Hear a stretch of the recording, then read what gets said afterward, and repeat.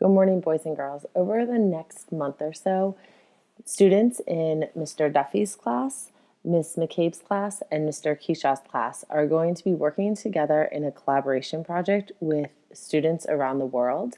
The project is called If You Learned Here, and you all are going to be working with schools around the world, and you are going to be learning about what it is like to learn in those different schools. At the end of the project, you all will come together and collaborate on a book called If You Learned Here, where you will tell about KIS as well as include some pictures and illustrations of our school. Last year, students in my class participated in this project and they had a wonderful time doing it, and they learned so much about other classes around the world.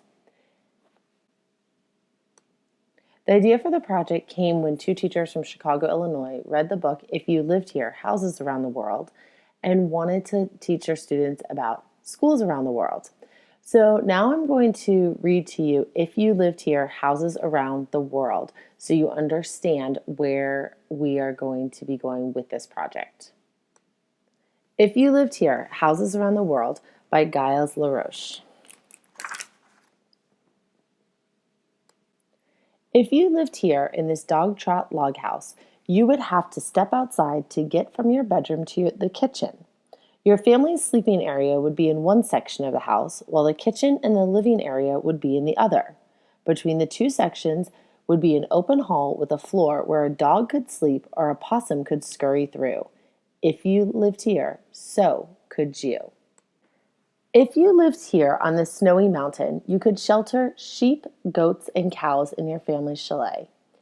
With as many as 4 floors, a chalet is as much larger than the American dog trot log house. Your animals would live on the ground level while you and your brothers and sisters sleep high above on the very top floor. Your skis, snowshoes, and ice skates would be placed under the lowest balcony by the entry door, and your homemade cheese stored in the cellar. If you lived here, you'd need to scramble up a ladder to get to the hidden rooftop opening to enter your house. Instead of logs, your house would be built of adobe clay, and it would share walls with other homes to create a structure up to 5 stories high that from a distance would look like a village. If unwelcome visitors appeared, you would pull the ladder up behind you. If you lived here, you could get up from your bed in the main house, have breakfast in the back house kitchen, and then walk to the barn without ever having to go outside. The connecting rooms make it possible for you to take care of your animals without having to trudge through the deep snow and howly winds of winter. Doors would prevent the cows, goats, chickens, and geese from coming to visit you. If you lived here, your bedroom would be inside a mountain. The front of your house, with its windows and doors, would hide the fact that your home is actually a cave dwelling. A chimney from the kitchen would poke up from the hillside above, and if another room was needed, your family could just carve one out of the interior's soft rock. Then you would be among the 45 million cave dwellers living in the world today.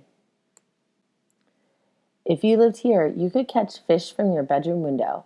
Tall and strong wooden stilts would hold your house high above the rising tides of an inlet of the Pacific Ocean. At high tide, you could hop on a boat to visit a friend, and at low tide, you could walk around the base of the stilts to gather crabs or watch pelicans glide overhead in their own search for fish. If you lived here, you would step directly from your front door into a boat to go to school. Your neighborhood would be on a man-made island, barely above sea level, with a network of canals filled with all types of boat traffic instead of cars, bicycles, and buses. The floors of the 3 upper stories of your house are made of wood and tile, but the floor of the bottom story is water. If you lived here, you'd have to cross 3 drawbridges to get into your house called a chateau. Once inside, you would have endless corridors with dozens of rooms to run through and 7 towers to climb from which you could see for miles. In the surrounding pond, called a moat, you could row alongside paddling ducks and swans and over swimming frogs and turtles. If you lived here, you would always have friends at home to play with, because your huge round house would be home to dozens of families. Your family's own living and sleeping rooms would be on the upper levels, while cooking and laundry would be shared with others on the ground level. The interior rooms face inward into courtyards, and only the two top floors have exterior windows. If you lived here, you could run downstairs to the ground floor to get pretzels and fresh baked bread from your mom and your dad's bakery. Your home would be separated from your neighboring houses with walls that extend from the fountain to the very steep roof. From your bedroom under this roof, you could awaken to the sounds of cuckoos in nearby forests and the bustle of street activity below. If you lived here, how would you find your home when so many look alike? The color of the door and railing, flower pots on the stairs, or your father standing on the balcony would help you spot your house. These cube-shaped houses seem to sit on top of each other as they mount up a steep hill. Because streets are often used like outdoor rooms, you might have to dart across a tiny lane to go from your bedroom to the kitchen. If you lived here, your brightly decorated home would be easy to find. With a brush or your fingertips and lots of colors, you and your mother and sisters would have painted the outside walls of your house in bold geometric patterns and shapes that look like flowers, leaves, and birds.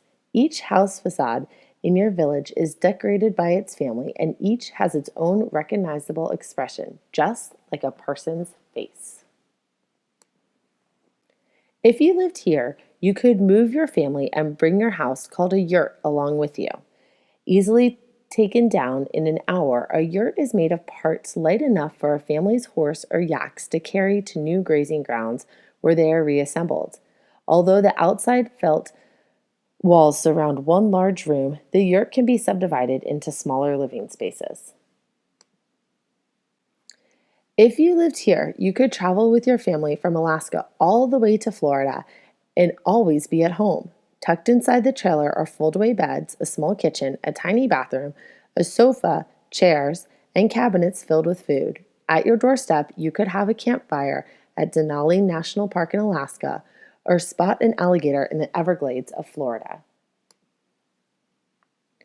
If you lived here, you could see the sunrise from your bedroom window, feel your house rotate, and later see the sunset from the same window.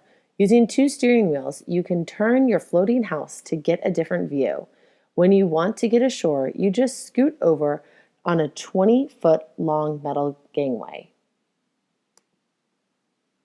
If you lived here in the cool of the trees, you and your friends could be high above the ground and away from your parents, brothers, and sisters.